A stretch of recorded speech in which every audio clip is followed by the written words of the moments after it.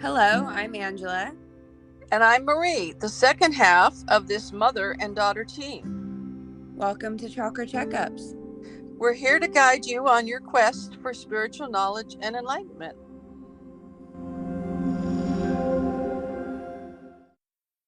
Here we go again Another. with another episode of Chakra Checkups. Angela and Marie at your service.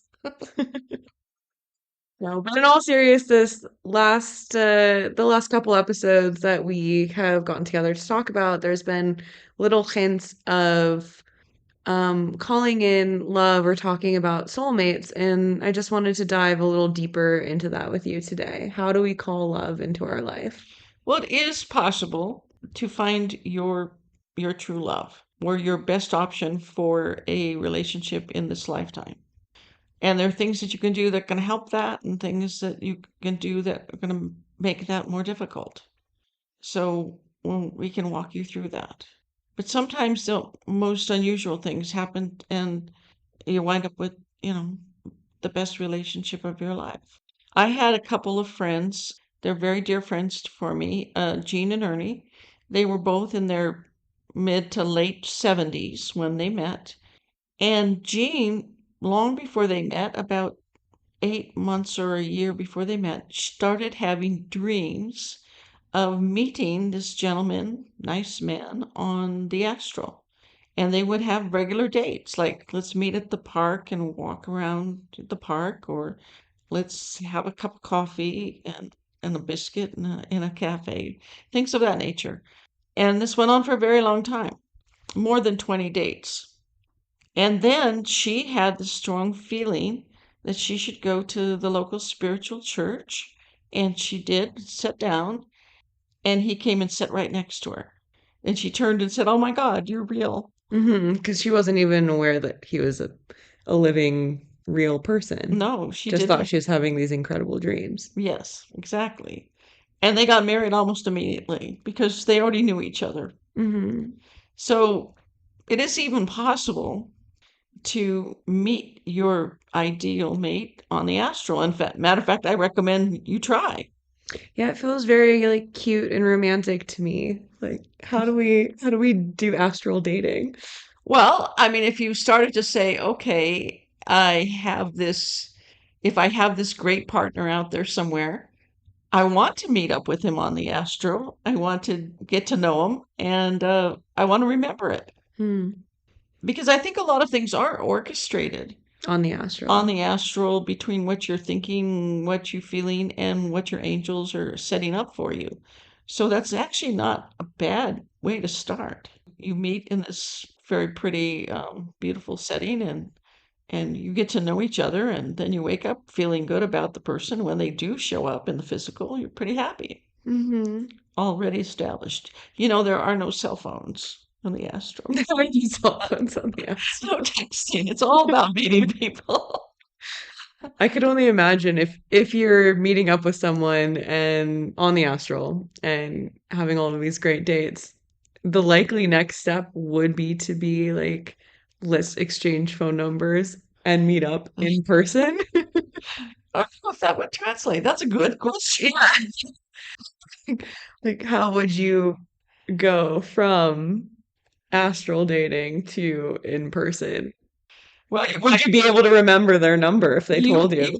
you might not. It's interesting because when you change dimensions, sometimes you don't remember things. So, and numbers can be tricky. But if you have a great dream and then you wake up and say, "Well, call this person," and it feels like this is the number, then I guess you could give it a call.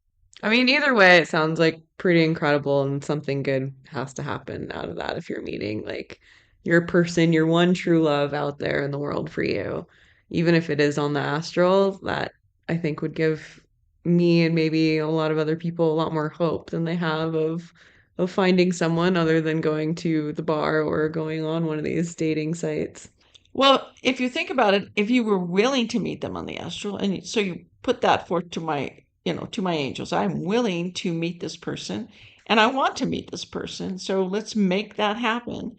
Then it doesn't kind of matter where they are in the world, and maybe maybe they're living in Hong Kong and you're in the US, but they have this option for a job, Mhm. in your town or near your town, and they get to know you and they'll say, "Oh, I have a feeling I should take that job." And Mhm. then suddenly they sit down next to you in church.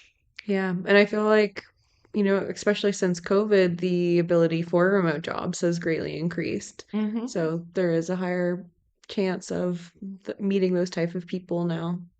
So you don't have to feel like limited because you live in a remote place or something like that. I think that if there is really someone for you and you really want to be with someone, then it's very possible. Let's assume we do and we're ready and we want it. So then what are the first steps of calling that person in? The first step is to make sure you're available. I'm available. What do you mean by that? Well, sometimes people are in a relationship and they want another relationship. Right. And so that's not available. Right. And a lot of times people they kind of want a backup plan. So I'll be in this relationship because this works in a way until I Until meet the something comes. perfect person. Uh, Okay. but that is not a good way to do things. So I really recommend that you clear yourself of that relationship that you're in if you're not really wanting to be there and it's not working for you Mhm. enough that you're fantasizing about the other person, then I really recommend you get out of that relationship and make the maybe your next 30 or 60-day relationship with yourself and clarify what you really want and what is good for you, and give yourself a kind of a break from the whole relationship thing, and then start to work on, okay, now bring my perfect person. hmm I do feel like that's the number one thing that I've heard from all sorts of people. Love comes when you're not looking for it. You're so focused on yourself that then you'll meet someone during that time. Well, you're focused on yourself and you're trying to hopefully make yourself happy and improve. That makes you more attractive. hmm And it also, again, it's uncluttered. So the other thing I recommend in conjunction with that is to make sure you clear up old communication. Maybe stop texting with your ex. hmm Um, really clear everything up. Let go of whatever old arguments you're still going through in your mind or physically on some level. Stop talking about your ex to your friends or whatever, going hmm over and over the whole scenario, because all of that keeps you connected to this past person. hmm And what you want to do is be available to have a fabulous relationship with a new person. Sure. If you stay connected to another person, then you're going to tend to make all these comparisons. hmm This person isn't as blonde as my mate was. This person isn't as sporty as my mate was. This person, you know, doesn't like to go shopping as much as my other partner did. They hug me differently. They hug me right, Right. exactly. They snore more. I don't know. But how do you not do that? Because I feel like it's really easy to use your past experience to compare it with what's happening. Well, it may be easy to do. I'll give you that.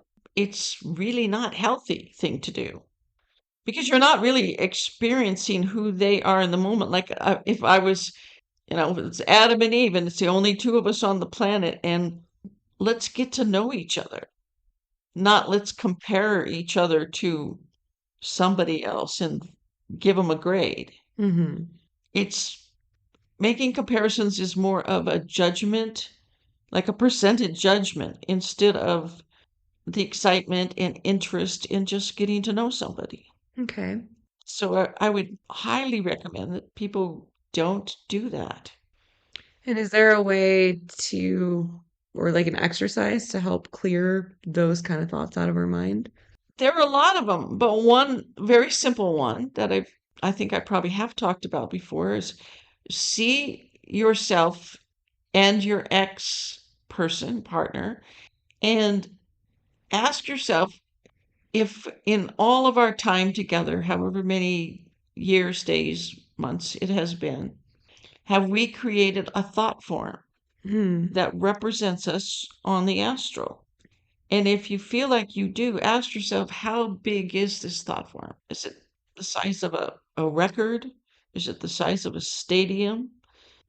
And then what color is it? A lot of people will say, dark red because they're angry, but, whatever color comes to you, there's no right or wrong.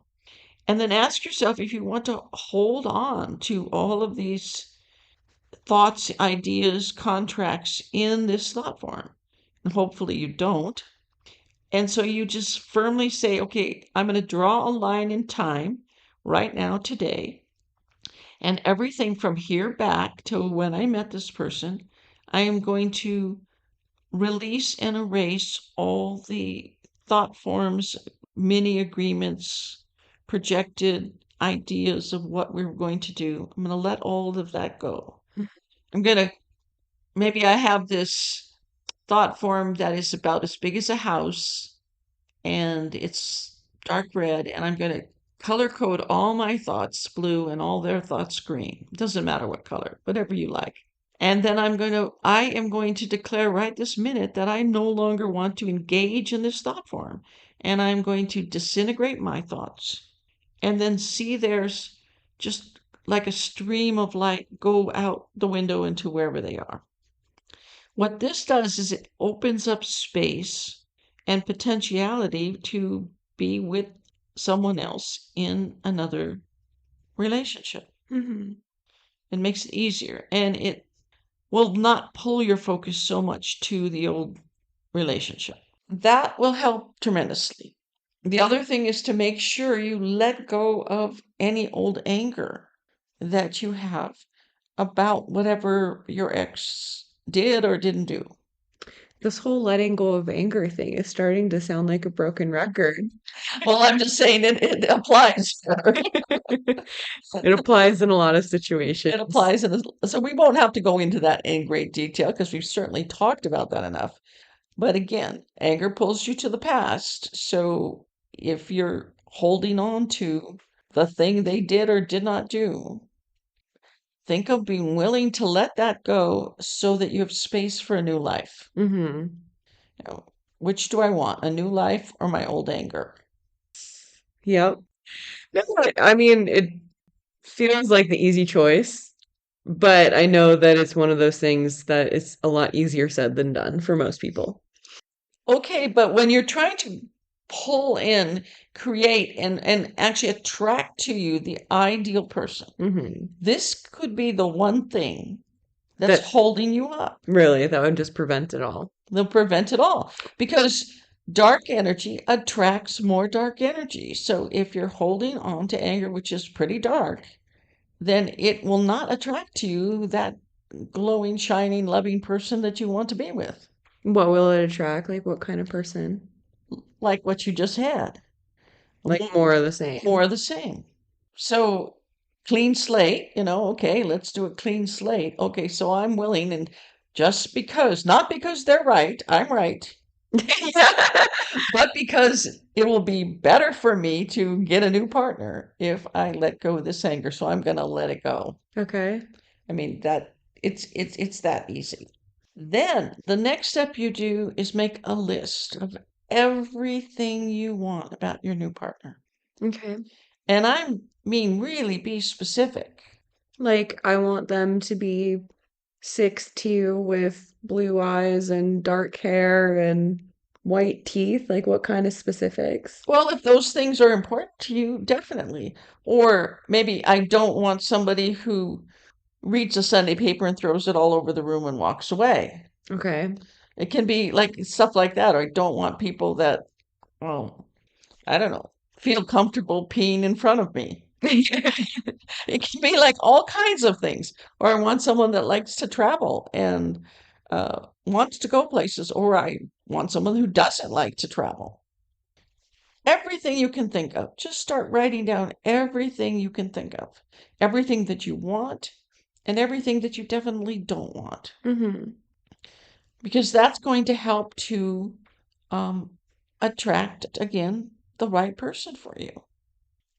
If someone just only wants to eat Chinese food and you love Chinese food, yay. If, you know, you hate Chinese food, that can be an issue. Yeah. Like I couldn't imagine someone that doesn't like sushi or raw fish. It's quite challenging since I love sushi and raw fish. And yet I think it's the most disgusting thing you could possibly I mean, this is probably like when we're not dating, but there might be more than one reason for that. But I can't believe you said that. Yeah, I can think of a few really valid reasons.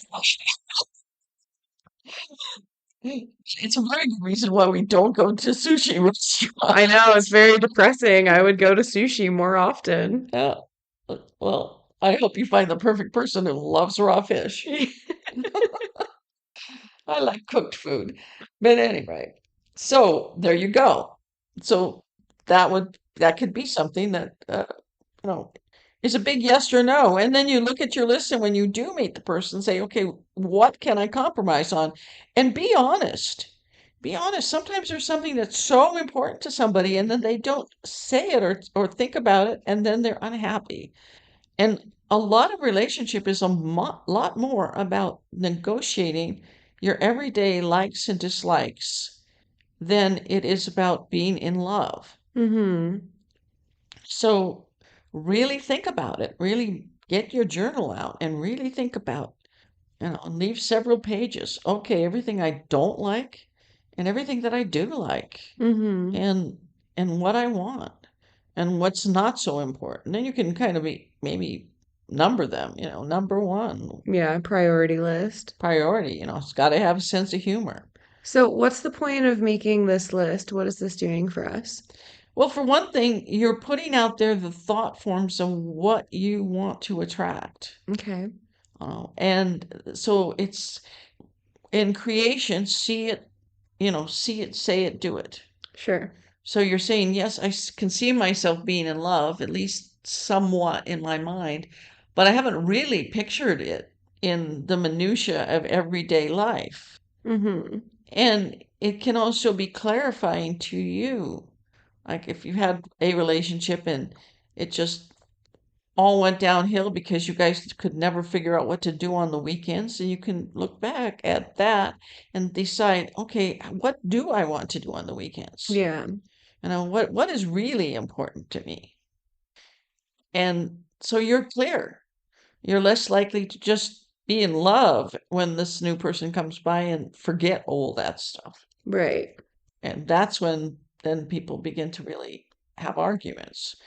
Am I a cat person or a dog person? That's a big one for many people. Will they love my dog? Or will I hate their cat? I mean, I'm allergic to cats, so a cat would be a deal breaker for me. Although I love cats, but I don't want to be sniffling, sneezing all day long.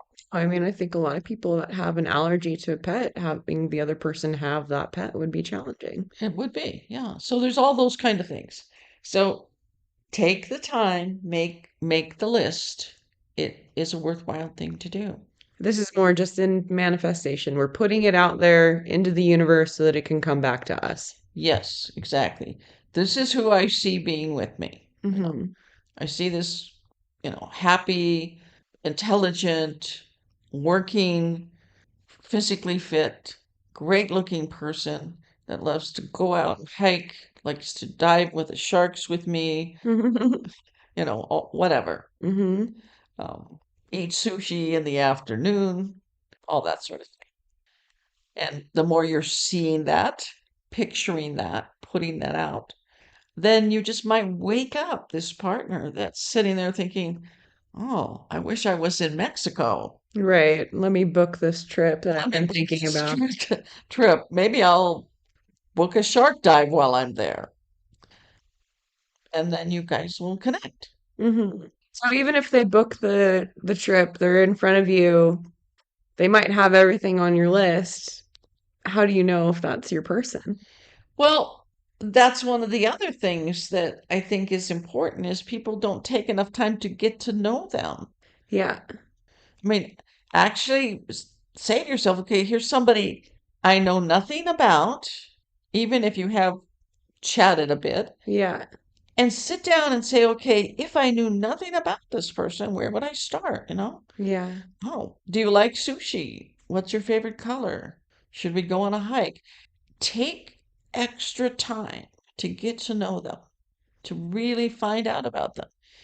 Ask them about their parents. Mm-hmm. Ask them about how many stamps they have in their passport. Find out about things that might interest you and what they think about those things. Be really interested in them, not just interested in the way you feel. Oh boy, I'm in love. Okay, now I'm start making plans in your head. Uh-huh. But like based off of what their actions are, you mean? Well, I mean that some people, they really, really want a partner and they'll meet somebody, but they actually take very little time focusing on that partner before they immediately said, okay, I have a partner and here's all my plans. Uh-huh. I want a kid, I want a house, I want, a new patio on my house, whatever. They're going through this whole scenario of what they anticipated would happen when they get that partner before they ever have learned who this new partner is and how well you get along, really get to know them. So instead of like focusing on the questions like how many kids do you want? Do you want to buy a house in the next 5 years? Like you're trying to get to know them in a different way first, or is that what you're saying? I'm saying that sometimes people, once they meet someone, it's like, okay, now I have a partner. So it's like that's a checklist off their list. Uh-huh. And then they just move on to their agenda that involved, in their mind, What happens when what you have happens when you have a partner. Meanwhile, this partner sitting over here that doesn't really know you very well and you don't know them very well. uh-huh. So you've kind of jumped to a whole different game plan than getting to know your partner. They don't spend enough time, asking people, finding out what their preference is. Mm-hmm. A lot of people don't have any idea what their partner's favorite color is. In the grand scheme of things, like I don't think the color is that important of a fact to know about somebody. Like, okay, it's turquoise, like, but what does that actually tell you about that person? Like that particular question or fact might not be that critical in getting to know someone. No, it may not be that critical.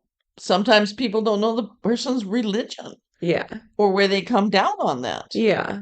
The person may think that spirituality is witchcraft. Right. Um, I mean, that would be a pretty killer, 2 month in point of like, oh, actually, I think you might be a witch. exactly.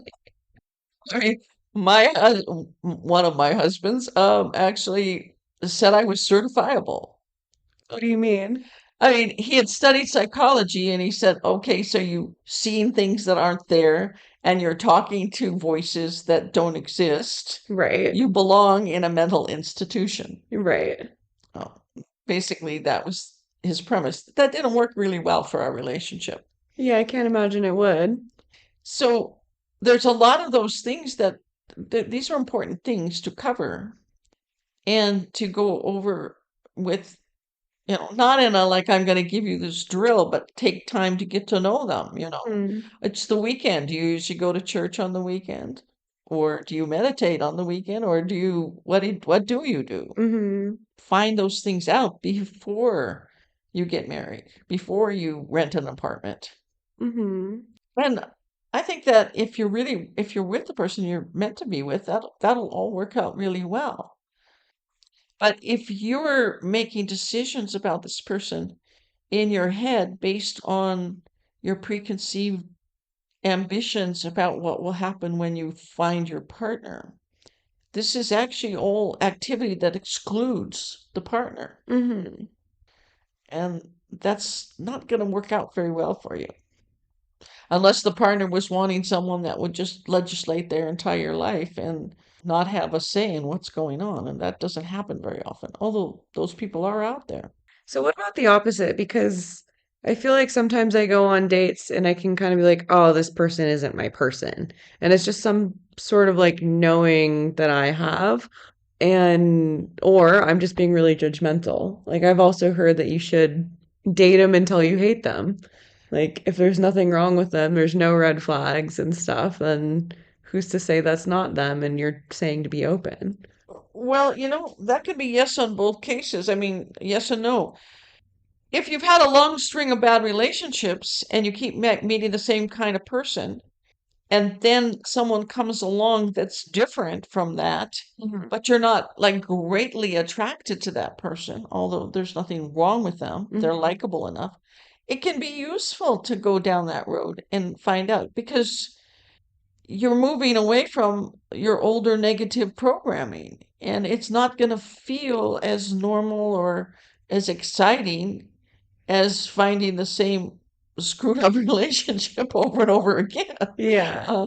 That whirlwind and then, crash and burn. So a little bit of patience, a little bit of that date them till you hate them might work out. Yeah. It's like one of the things that I think is helpful is to tell your angels, I'm willing to be in a relationship with the perfect person for me, no matter who that is. Mhm. I'm going to let go of my expectations a little bit and be willing to try out maybe this person that's maybe doesn't seem quite so exciting initially, but could be somebody you could has spend 20 or 30 really happy years with. Mhm. You're not going to find out if you write them off in the first 10 minutes. Well, that's true. However, if you have a bad feeling about someone, I think I would pay attention to that and just look elsewhere. Because if your intuition really says there's something wrong here, even though I don't see it, trust that. Mhm. Oh. But if you're kind of in the neutral zone and this person just seemed nice and they are attracted to you, then maybe do some dates again, get to know them. I'm not saying to have sex with them. I'm saying get to know them a little bit better. Right. And I guess I feel like in dating it's just like something like your energy, your higher self knows like having those butterflies in your stomach or something. That excitement about someone is kind of your crown chakra reaching out and being like, "Ooh, yes, maybe this one," or something compared to I don't know. I feel like there should be a little bit of like I'm interested to get to know this person more. Well, I don't know if it's your crown chakra that's reaching out. It might be your pheromones that's reaching out. But attraction is important and passion is important. And relationships without passion don't do very well. Yeah. So sometimes people want to settle for someone that is not passionate because they just want a relationship so badly. And then it's a problem because there's no passion. Mhm. You have to have circumstances that line up. Your basic, where are we going to live? What continent are we going to live on? And our basic working plan and whether or not we want family or pets. You've got to have those circumstances line up. Mhm. And it's best if you have compatible backgrounds. It's not impossible, but if you have vastly different religions or vastly different Upbringings. upbringing, it can be difficult. So it's a good idea if you have compatible backgrounds. It's a good idea if you have some attraction to each other, and it's very good idea to have passion. If you don't have any passion, then when times are hard, it's going to be difficult. Because there's nothing holding it together. Well, there might be some, but it's going to be worse. Uh-huh. People, when you're in a relationship and things get tough and you fall back on some of your passionate moments, it kind of helps smooth over those rough areas. It's more fun to be in a passionate relationship. Mhm. So I wouldn't be quick to give up the idea of that just to settle for somebody that you think will buy you a house or something of that nature. Sure. So we're not settling and we're getting to know people longer and we're if we get a bad feeling about them, we're out. But like how much do you think that we should spend time trying to get to know someone? It depends on the person, and it depends on you, but I would say if there's somebody that seems like a credible possible relationship and you're liking them, give them a month or two at least. Mhm. Be willing to invest a little time. And if it doesn't work out, say, well, what did I learn about that? Okay, I learned that this was important to me and that wasn't. And so then I can go back and kind of amend my list in my mind and figure out what is more important to me. Be truthful with yourself. Mm-hmm. And when you feel you're really ready, just simply say, okay, now I really want this person to come to me now. Mm-hmm. I feel like I'm ready. I've been taking care of myself. I'm not angry anymore. I've let go of my old relationships. I have a good idea of what's important to me and what's not. And so I'm going to literally set in meditation and say, okay, I want you to come to me now. So do you think we should do all of those things before we're trying to meet our person on the astral too, like letting go of anger and Well, I think you can meet them on the astral anytime because okay. on the astral, everything is telepathic. So they're going to kind of get who you are. You're going to get who they are. I mean, I think that's an ideal way. If Yeah. everyone did that, it'd probably be a lot simpler. It's a little bit complicated to Find them find them, physically. but but in theory, that would be a really good way because you're starting out with really being very truthful. Yeah. You're reflecting your thoughts and actions and deeds on the astral almost instantly, so they can kind of see where you are. You see where they are at. Yeah. So what does that look like? Is that a daytime meditation, a thought process before bed? It could be a little bit of both. When you want something, and you want your angels to get it for you, you have to put a little bit of effort into being clear about what you want before they're going to just produce that result. So if you're really thinking about, seriously, I want to meet my person on the astral first, then do meditation about it and talk to your angels about it. And it might take a little bit of time, but then uh, it's very possible that you'll suddenly, be sitting in a park with a nice person, having a cup of tea and getting to know them, or on a paddle board in the surf and paddling along and watching the sunset together, or whatever it is that you like to do. Mm-hmm. There are very little travel limitations on the astral. There actually are none. So almost anything's possible. Anything you can think of is possible. And the other thing about meeting someone on the astral is that the astral does have barriers between uh, darkness and light. So if you're a person that's pretty dark, you're not going to meet somebody of extreme light. You're only going to meet someone that you're at least Kind of an equal with. kind of an equal or energetic compatibility. So, in a way, that's a very safe bet because, Yeah, I feel like that weeds out a lot of the riffraff around here. well, definitely, if the person is into, beating other people or some awful thing, you're not going to meet them because They won't be in that area. they won't be around you. They can't get to you. Hmm. Um, like vibration, like thoughts attract. So you're more likely to run into someone that is very much like you. Nice.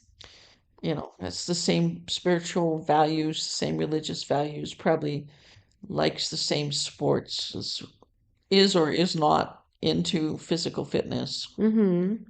does or does not like to cook, all Mm. of that. So it's worth putting energy in. And then watch in your lifetime, in your physical day-to-day life, for clues that might set you up to, meeting the right person. Like what?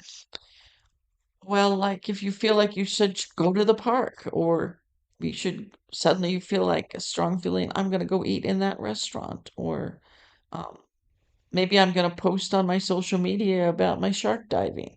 Mm-hmm. Things, especially if you feel like you should do this and you should do this now. Mm-hmm. Because those are like messages you're sending out that maybe other person can receive and help them to find you physically. Mm-hmm. I definitely should go hike the Himalayas right now. Yeah. And hopefully, I mean, any of that won't be out of your capacity because if you're setting up to meet somebody, it's going to be something that works. Right. So it could just be as simple as like I'm gonna go to my favorite coffee spot again. Right. It could be as simple as that. But especially when something comes up and it's not your usual, then Give it a shot. give it a shot. That might be a meet and greet, what they used to say, a meet cute. That might be your meet cute.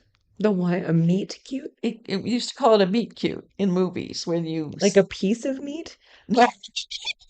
a meeting. It's a meeting. Meeting cute. A meet cute. It was called a meet cute. It was like Like a cute little dog? a cute little meeting. A meeting that A meat cute. Okay. and it was, when, you bump into each other and look up and hello. So, Okay. Okay. Yes, because we always want those romantic how did you meet stories. right, exactly. You tell it better, dear. Remember that astral moment when Yeah. I was paddleboarding with the whale sharks? Speaking about that, I want to start talking about this to my angels. What do I say? Okay, so you say, I want to attract the partner that is perfect for me and I'm meant to be with. Sure. And I want to meet them on the astral. So would you carry them this message Okay. that they should meet me? Okay. And I want to remember it, and I want them to remember it. And I want to spend enough time with them on the astral that we're more clear that we're meant to be together. Okay. And I want to track to them to me, to my physical location, Mm-hmm. if at all possible. It's better for me if they come here. I want to know where to go to meet them. It's, again, it's your choice. Yeah. But just some of the very specifics. And I want this to happen as soon as possible. This week would be great. That sounds great. I'm gonna, as soon as we finish recording this, start demanding things from my angels. Well, a little bit of demanding energy with angels actually works very well because, again, they want to know that you really mean it. Yeah. Imagine the amount of times angels wake up to someone saying, I want this, I want that, I want this, I want Sure. that, How So even if you're like, oh, it would be really nice if I could meet someone, like, maybe please send them our way. But see, that's not really being very specific. Uh-huh. Because most people, I think, would be like, it's more polite to be like, please, if you could, if you have the time. No, no, no, no. Yeah, no, a little more demanding. Like, I need this now. I want this to happen ASAP. Okay. I want to meet this person on the astral. I mean, astral's a timeless place, so there's no limitation. There's no reason why I shouldn't meet them. Yeah. And I have this expectation of meeting them, and I think it would be a lot better for both of us if we just met acting tonight. So make that happen. And if it doesn't happen and, a week goes by, then reiterate that Mm-hmm. and say, if there's someone out there for me, then I need to meet them. Okay. Sometimes there is a time limitation. I talk about Bashinya, who was one of my great teachers in my lifetime, who, when she was 20, went to the psychic and said, I really want to get married. Will I ever meet my partner? And they said, yes, you definitely will. He has not been born yet. Right. And she did meet him 20 years later when she was 40 and he was 20, and they got married and they were very happy. Yeah. So So it's about being open also to that person, whoever they may be, because that might not have been in her mind to date someone 20 years younger. exactly. I'm sure it wasn't. Yeah. However, it did work out really well for her. Now, if she had been dating him on the astral, she would have known already that he was yet to be born so that she could plan her next 20 years in some other way. Uh-huh. And I don't know, maybe build a house or something, have it ready for when when he shows up as a 20-year-old. But the important thing is that sometimes there can be a limitation. Yeah. And but not on the astral because their soul will still be around somewhere. Yes, exactly. Their souls, if it's meant to connect with you, that person is available. Mm-hmm. And if they're willing, unless they are not willing, but then they wouldn't really be the perfect person for you. Okay. So there shouldn't be any reason why you can't meet your person right away. Right. And if you're doing that and you don't remember it right away, but you wake up just feeling like everything's good and it's going to be okay, Yeah. probably you are meeting them. Okay. You're starting to make a connection. So at the very least, even if you're not remembering meeting them, you might just wake up in a better mood. You might wake up in a better mood knowing that you are going to find someone because you have been talking to them, you just don't remember it. I'm in. Sign me up. I really wish for everybody that they did have the partner they wanted, if that's what they want. Mm-hmm. I think it's easier to go through life with a friend, and hopefully your partner is your very best friend. That's something I think that is important, is to make friends with your partner. Mm-hmm. I think having great sex is fabulous, but being friends, really truly friends with your partner is more important. Mm-hmm. No, I totally agree with that. So I think that you have this all available to you, and it's just a matter of, Demanding it from your angels. well, yes, Yes. Keep those angels flapping, keep them busy. that's right. That's right. I'm always asking my angels for better ways to heal people. I do remote healing, and very recently they changed it up again. They changed what I was doing. And I just this morning had someone on the phone saying something changed, and since that last healing, um, everything is really different. Well, that's really interesting. What do you think changed in what you were doing? Well, I know it changed. I was wrapping people up in what I visualized as gold, like a gold gauze, like a gold fabric. And all of a sudden, the angels changed it to having them kind of dripping in, like it's almost like looks like gold paint, just dripping over the person, coating them. Mm. And while I'm putting it on, it's supposed to happen in an elliptical fashion. Instead of I was going round and round in a circle, Okay. now it's elliptical. Okay. And at the same time I'm seeing like little, like almost like a little white tornado Cool. going around the person in an elliptical fashion, and this gold just coating them. And that was just this morning. Well, no, I was talking to someone about this morning, someone I did this with about a week ago. It's Cool. only been the last couple of weeks it's shifted. So I keep asking, yes, let's get this better. I want to do right now healing. And the angels, so they respond to that. Right. So if you're doing the same thing in the relationship, let's get this going. Mm-hmm. Ring that person up and give them an astral call and see when they're available. Mm-hmm. Does that go for talking to your angels also about if I have any connections with any of my previous exes, to get rid of those right now? I think it's a really good idea to do that, yes. Mm-hmm. Let's cleanly and appropriately disconnect from those people so that they're not pulling my attention away from where I would prefer it to be. I'm willing to completely let them go as much as possible. Sometimes, you have children or something and you're going to have some connection, but then I would really work with the angels and say, let's make this as clean as possible. So, show me or help me to know what I can do to help clean this up in a way that it doesn't impinge on a Any new and future fabulous relationships. relationship. Mm-hmm. Let's make all that happen. It also would help if you clean up your physical space. Like if your house, your bedroom or whatever, and make it look, feel, and be appropriate for a new person to come in. What does that mean exactly? Like making sure that there's room in the closet for their stuff kind of thing? Like In just a way, if your closet is half full with old junk and you think, okay, when they moved in, potentially they moved in, where would their stuff be? mm-hmm. Well, I guess I'm going to designate this part of the closet. Mm-hmm. Maybe you could start out small till they actually show up, but I mean, Yeah.